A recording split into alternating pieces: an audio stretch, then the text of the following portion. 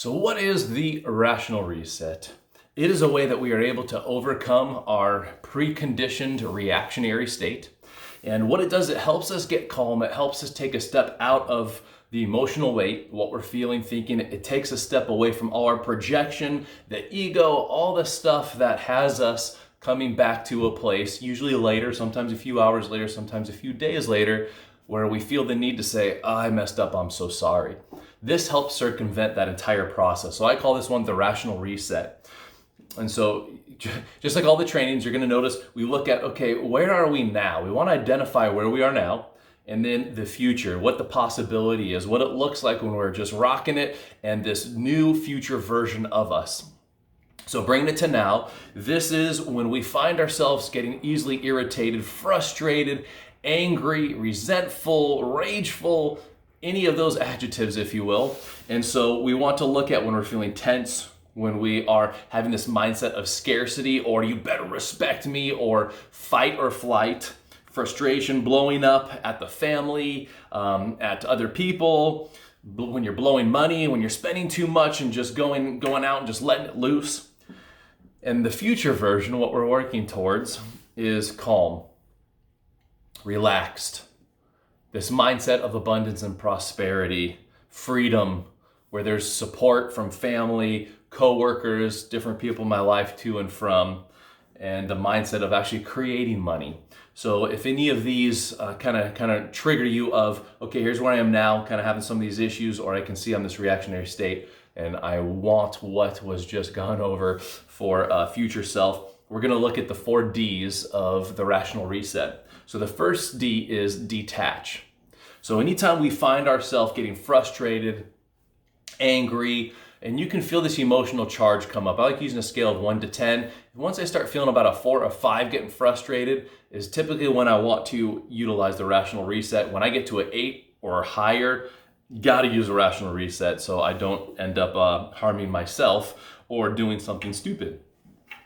So we detach. What does this look like? Well, this is where we pause. We literally, it's kind of like we call a timeout. Mid-game, hold on, timeout. We take a step back. We take a break from the situation. We want to remove ourselves from the situation.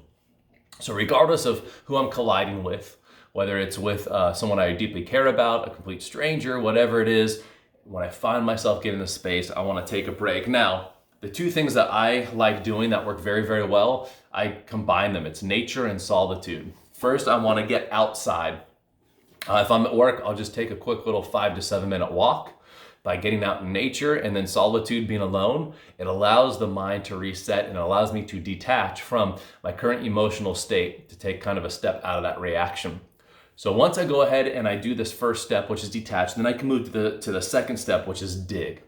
I want to actually investigate my own emotions. I want to have a conversation with my ego, and we're going to get into this, and really uncover what it is I feel and what it is that I feel I am needing in this moment. So let's first investigate. So we attach stories unconsciously. The moment something happens, we tend to attach meaning and a story to it.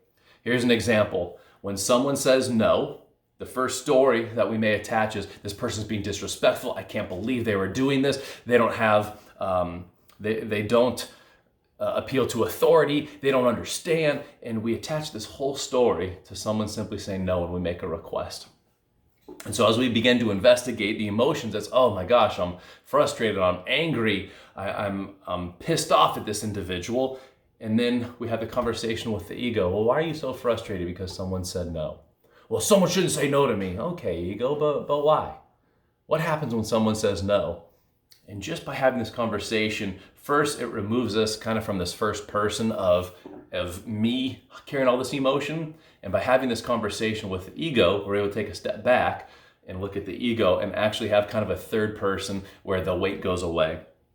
And then we get to the feelings. Okay, why do you feel this way? And then I love asking the question of, well, what is the unmet need? Let's dig a little deeper why this is happening, and let's start to explore this next step. So the next step, number 3, the third D, is disagree.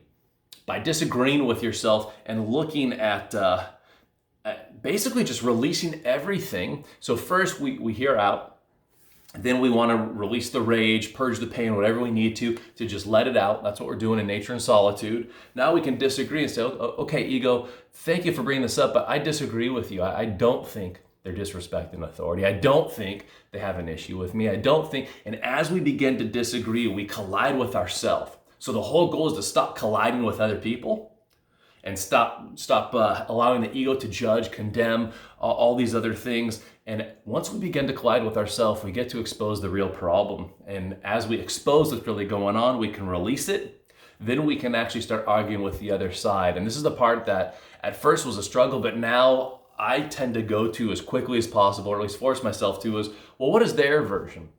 What is their ego saying? What is their healthy self or recovery self saying? And as I can look from their eyes at me, and then maybe a couple other stories, it allows me to disagree with my current story, my current version that is leading to the frustration. And then that leads me to my fourth, which is, what is my desire? The fourth D.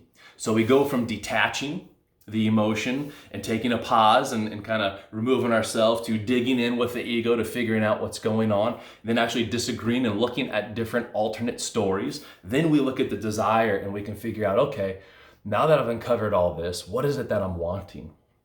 And I like to ask 3 questions. What do I want for me in this situation? What do I want for them in this situation? And then what do I want for both of us in this situation?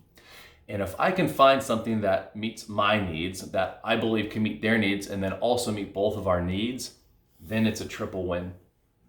And so by understanding this process, again, just the 4 steps, and removing myself, and it's a 5 to 7 minute process, and as you get better and better, you can do it within 10 to 20 seconds, then we know what we want to do, and then we take action.